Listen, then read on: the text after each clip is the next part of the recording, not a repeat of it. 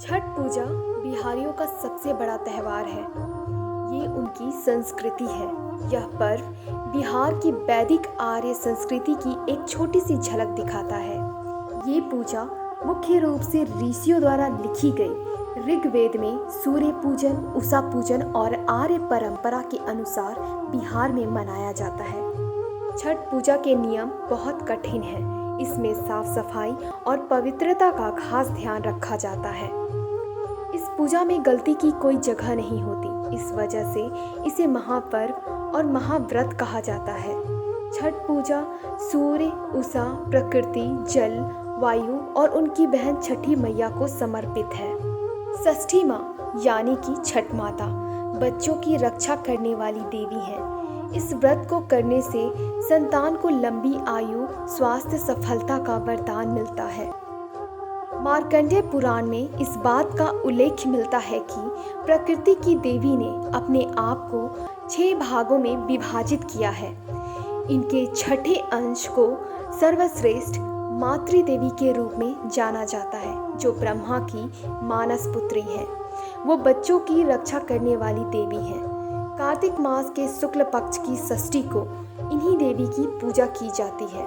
शिशु के जन्म के 6 दिनों बाद इन्हीं देवी की पूजा होती है।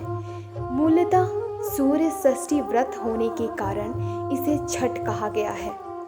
यह त्योहार वर्ष में 2 बार मनाया जाता है। पहली बार चैत्र में और दूसरी बार कार्तिक में। चैत्र शुक्ल पक्ष षष्ठी पर मनाए जाने वाले छठ पर्व को चैती छठ कहा जाता है एवं कार्तिक शुक्ल पक्ष षष्ठी पर मनाए जाने वाले छठ पर्व को कार्तिकी छठ कहा जाता है। पारिवारिक सुख समृद्धि तथा मनोवांछित फल प्राप्ति के लिए यह पूजा किया जाता है। छठ पूजा की परंपरा और उसके महत्व का प्रतिपादन करने वाली अनेक पौराणिक और लोक कथाएं प्रचलित हैं। श्री राम और सीता ने की थी सूर्य उपासना। पौराणिक कथा के अनुसार लंका के राजा रावण का वध कर अयोध्या आने के बाद भगवान श्री राम और माता सीता ने राम राज्य की स्थापना के लिए कार्तिक मास के शुक्ल पक्ष की षष्ठी को उपवास रखा था और सूर्य देव की पूजा अर्चना की थी। द्रौपदी ने पांडवों के लिए रखा था छठ व्रत। पौराणिक कथाओं में छठ व्रत के प्रारंभ को द्रौपदी से भी जोड़कर देखा जाता है। द्रौपदी ने 5 पांडवों के बेहतर स्वास्थ्य और सुखी जीवन के लिए छठ व्रत रखा था और सूर्य की उपासना की थी, जिसके परिणाम स्वरूप पांडवों को खोया राजपाट वापस मिल गया था। दानवीर कर्ण ने शुरू की सूर्य पूजा। महाभारत के अनुसार दानवीर कर्ण सूर्य के पुत्र थे और प्रतिदिन सूर्य की उपासना करते थे। कथा अनुसार सबसे पहले कर्ण ने ही सूर्य की उपासना शुरू की थी। वह प्रतिदिन स्नान के बाद नदी में जाकर घंटों कमर तक पानी में खड़े होकर सूर्य को अर्घ्य देते थे। सूर्य की कृपा से ही वह महान योद्धा बने। छठ में अर्घ्य दान की यही परंपरा प्रचलित है। राजा प्रियव्रत ने पुत्र के प्राण रक्षा के लिए की थी छठ पूजा। राजा प्रियव्रत को कोई संतान नहीं थी।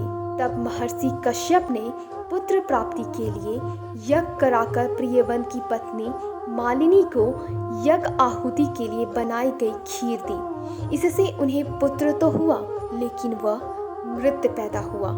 प्रियव्रत पुत्र को लेकर शमशान गए और पुत्र वियोग में प्राण त्यागने लगे। उसी वक्त भगवान की मानस पुत्री देवसेना प्रकट हुई और उन्होंने कहा, राजन, सुख, दुख, भय, शोक, हर्ष, मंगल, संपत्ति और विपत्ति, ये सब कर्म के अनुसार होते हैं। भगवती देवसेना ने उन्हें उत्तम वरदान देकर स्वर्ग के लिए प्रस्थान किया।